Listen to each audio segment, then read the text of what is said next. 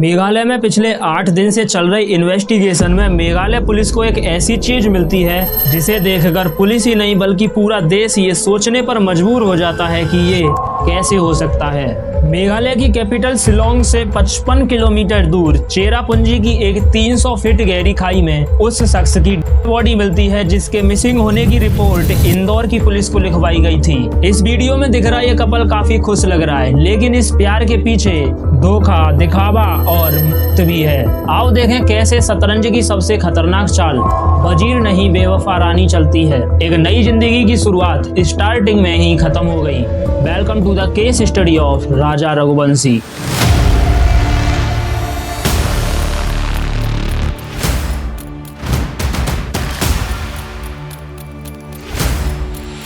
ये है सोनम, जिसकी शादी इंदौर के ट्रांसपोर्ट बिजनेसमैन राजा रघुवंशी से 11 मई 2025 को हुई थी। सब कुछ सही चल रहा था, दोनों ही फैमिली बहुत खुश थी।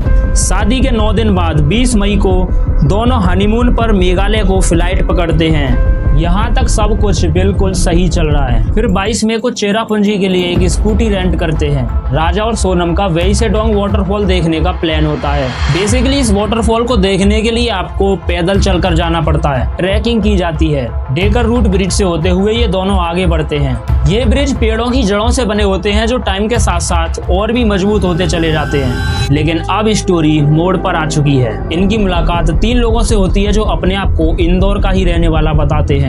ये है विशाल सिंह चौहान, आकाश राजपूत और आनंद कुर्मी। इस गेम का मास्टरमाइंड राजा के साथ ही तो था।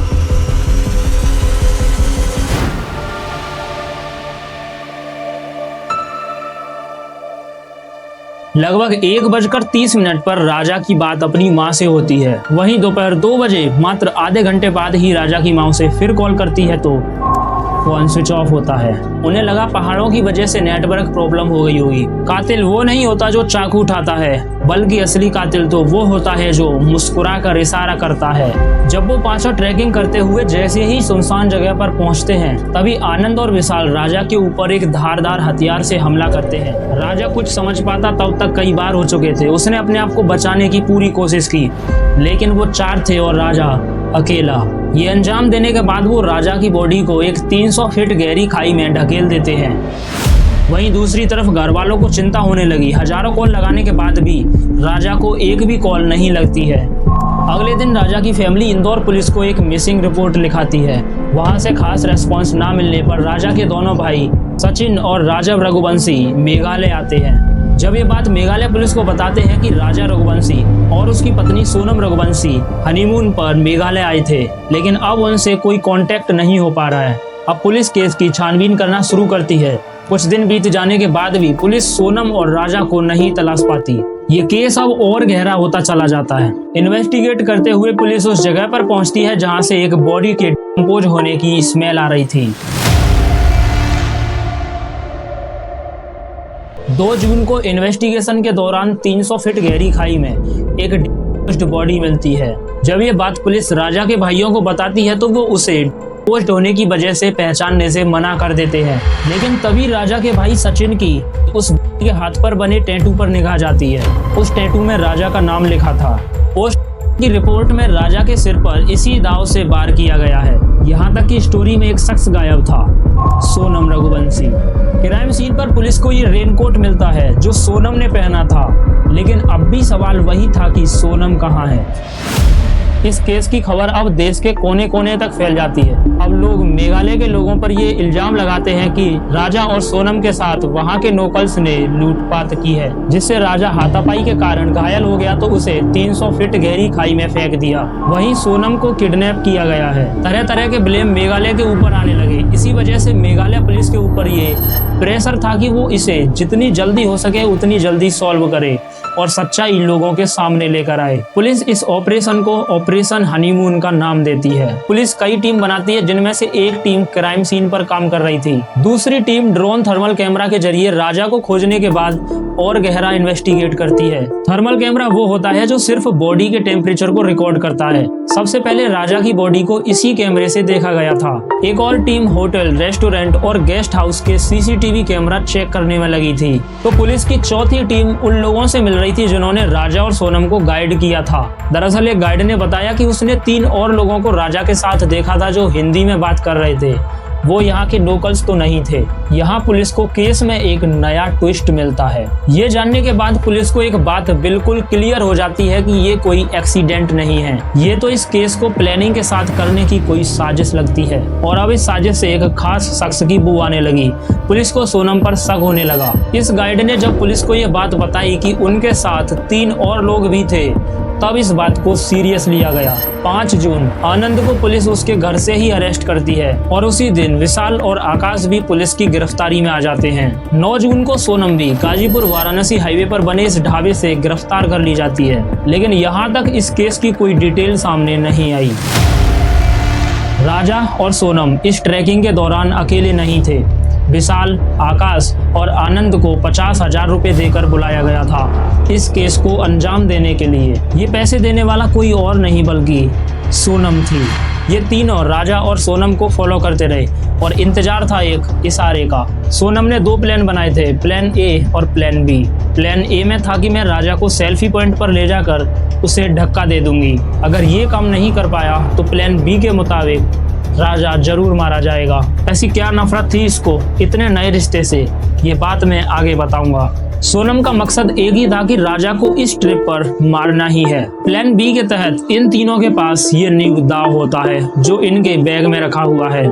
ये लोग काफी देर से चल रहे थे जिसकी वजह से इन्हें थकान होने लगी। इन्होंने सोनम से ये काम करने को मना कर दिया, लेकिन सोनम का उद्देश्य कुछ और ही था। उसने उन्हें काम हो जाने के बाद 20 लाख रुपए और देने का वादा किया। चलते चलते वो इस जगह पर पहुंचते हैं जहां इन 5 के सिवाय कोई भी नहीं था। सोनम राजा के आगे आकर खड़ी हो जाती है। उसका ध्यान भटकाने के लिए वो उसे सेल्फी लेने को बोलती है। सोनम का हल्का सा इशारा देखकर वो तीनों राजा के सिर पर पहला वार करते हैं।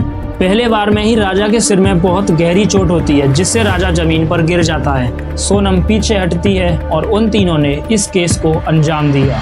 सोनम राजा की तरफ देखकर मुस्कुरा रही थी। काश राजा को यह पहले समझ आया होता। ज्यादा खून बहने की वजह से राजा दम तोड़ देता है। अब वो चारों इस केस को अंजाम दे चुके थे। उन्होंने इस केस को एक्सीडेंट दिखाने के लिए 4 फीट ऊंची रेलिंग से राजा को 300 फीट गहरी खाई में फेंक दिया। साथ ही उन लोगों ने राजा की चेन और रिंग उतार ली ताकि सबको लगे कि ये कोई रॉबरी है। क्राइम सीन से खून को सोनम ने अपने रेनकोट से साफ करने की कोशिश की, जो बाद में वहां से थोड़ी दूर ही पड़ा मिला। केस को अंजाम देने के बाद वो तीनों लड़के अलग अलग ट्रेन से इंदौर वापस आ जाते हैं। वहीं सोनम चेरापूंजी से पहले गुवाहाटी पहुंचती है, फिर उसके बाद अपने शहर इंदौर वापस आ जाती है। इंदौर के एक किराए के फ्लैट में रहने लगती है जिसका इंतजाम एक खास शख्स ने केस को अंजाम देने से पहले ही किया हुआ था और उस खास शख्स का ही इस पूरे केस में मेन रोल है। कुछ दिन बाद विशाल, आकाश और आनंद पकड़े जाते हैं, जिसके बाद सोनम को अपने पकड़े जाने का भी डर सताने लगता है। इसीलिए वो रात को इंदौर से वाराणसी के लिए निकलती है। 9 जून 2025 को गाजीपुर वाराणसी हाईवे पर बने इस ढाबे से वो अपने भाई को कॉल करती है। उसके माइंड में एक और प्लान था। प्लान ये कि मैं सबको ये बताऊंगी कि हमारे साथ मेघालय में रॉबरी हुई थी। राजा ने मुझे बचाने की पूरी कोशिश की, लेकिन हाथापाई के कारण उन्होंने राजा को खाई में ढकेल दिया और मुझे किडनैप कर लिया गया था। यही सब बोलकर उसने ढाबे के ओनर से फोन मांगा था। उसने अपने भाई को फोन करके अपनी लोकेशन बताई। उसके भाई ने फिर कॉल करके फोन के ओनर से पुलिस बुलाने को कहा। पुलिस ने मौके पर सोनम को अरेस्ट कर लिया।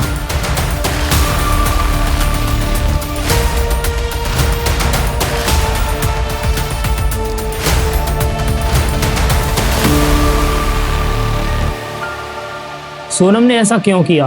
कोई मकसद तो होगा। उसकी एक करोड़पति घर में शादी हुई थी, लेकिन फिर भी उसने राजा को क्यों पाया? इसमें क्या गलती थी राजा की जो उसे मार दिया गया? क्या गलती थी उन पेरेंट्स की जिनसे उनका बेटा हमेशा के लिए छीन लिया गया?